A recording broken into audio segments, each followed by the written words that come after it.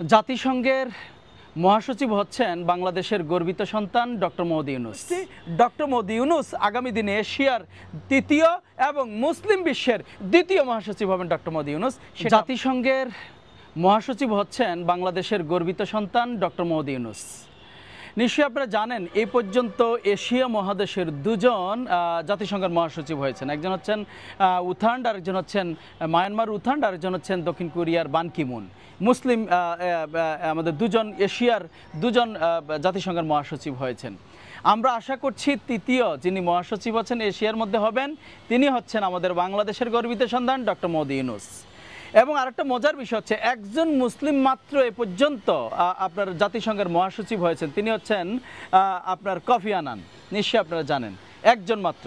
তো আমরা ধরে নিতে পারি দ্বিতীয় মুসলিম জাতিসংঘের মহাসচিব হবেন ডক্টর মোহাম্মদ ইউনূস। এই বিষয়টি তাহলে কিভাবে আমরা ধারণা পেলাম?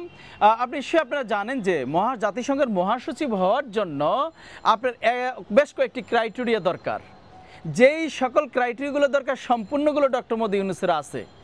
প্রথমত ক্রাইটেরিয়া হচ্ছে জাতিসংঘের যে আপনার সদস্য রাষ্ট্র আছেন সেখানের নিরাপত্তা পরিষদের 9টি দেশের আপনার সমর্থন লাগে এবং সাধারণ পরিষদের সংখ্যাগরিষ্ঠতা ভোট লাগে। তার মানে ডক্টর মোহাম্মদ ইউনূস সারা পৃথিবীর একজন সজ্জন ব্যক্তি, একজন স্বনামধন্য ব্যক্তি। তিনি কিন্তু রাষ্ট্রপ্রধান নন, অথচ সারা পৃথিবীতে তার একটা গ্রহণযোগ্যতা আছে। দেশি আন্তর্জাতিক সারা পৃথিবীতে তিনি একজন নোবেল বিজয়ী বাংলাদেশের গর্বিত সন্তান। তার মানে জাতিসংঘের যে নিরাপত্তা পরিষদের যে 9টি দেশের সমর্থন তিনি এটা চাইলেই পান এবং সাধারণ পরিষদের যে সংখ্যাগরিষ্ঠতা ভোট তিনি এটা চাইলেই পান, তার জন্য এটা কোনো বিষয় না। তৃতীয়ত আরেকটা বিষয় যেটা দরকার, সেটা হচ্ছে নিজের দেশের ভাষা ছাড়া তাকে কিন্তু হয়তো আরও কিছু ভাষা জানতে হয়, যেটা ডক্টর মোহাম্মদ ইউনূস ইতিমধ্যে আয়ত্তস্থ করেছেন, তিনি এটা জানেন। একটা জিনিস আটকিয়েছিল নিশ্চয়ই আপনারা জানেন, যেটা এতদিন পর্যন্ত তার বাধা ছিল জাতিসংঘের মহাসচিব হওয়ার জন্য, সেটা কিন্তু এখন উন্মুক্ত হয়ে গেছে। সেটা হচ্ছে কোনো দেশের রাষ্ট্রপ্রধান হতে হয়। নিশ্চয়ই আপনারা জানেন ডক্টর মোহাম্মদ ইউনূস বাংলাদেশের এখন অন্তর্বর্তীকালীন সরকারের প্রধান দায়িত্ব পালন করছেন। তার মানে তিনি এখন একজন রাষ্ট্রপ্রধানও আছেন। তার মানে আগামী দিনে আমাদের এই মুসলিম শাসক বাংলাদেশের গর্বিত সন্তান ডক্টর মোহাম্মদ ইউনূস জাতিসংঘের মহাসচিব হওয়ার পরটা একেবারেই এখন ওনার জন্য সুগম হয়ে আছে। আমরা আশা করছি এখন সময়ের ব্যাপার মাত্র। কারণ বর্তমানে যিনি আছেন তিনি হচ্ছেন নবম জাতিসংঘের মহাসচিব অ্যান্থনিও গুতেরেস, যিনি এখন বাংলাদেশে সফররত অবস্থায় আছেন। নিশ্চয়ই জানেন ডক্টর মোহাম্মদ ইউনূস তিনি 2017 সালে দায়িত্বভার গ্রহণ করেছেন। তো আগামী দিনে আমরা আশা করতে পারি 10তম জাতীয় সংঘের মহাসচিব হচ্ছেন ডক্টর মোহাম্মদ ইউনূস। একজন বাংলাদেশি হিসাবে আমার কাছে একটা গর্বের বিষয়। আমি আশা করছি আমাদের সেই সূর্য সন্তান আগামী দিনে জাতীয় সংঘের মহাসচিব হবেন।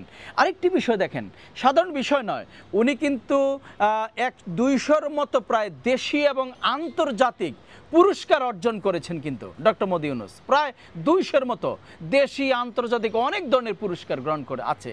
এবং সবচেয়ে মজার বিষয় কি জানেন, বিশ্বের 48টি দেশে এবং বিশ্ববিদ্যালয়ে তাকে সম্মানসূচক ডক্টরেট ডিগ্রি প্রদান করেছে। তিনি হচ্ছেন ডক্টর মোহাম্মদ ইউনূস, একজন স্বনামধন্য ব্যক্তি, যোগ্য ব্যক্তি। পৃথিবীতে অনেক দেশে তার বই পড়াশোনা করে, স্টাডি করে, তার যে আপনার দারিদ্রতা বিমোচনে তার যে সূত্র, পৃথিবীর অনেক দেশে সেটাকে আয়ত্তস্থ করে এখন তারা স্বাবলম্বী হচ্ছে।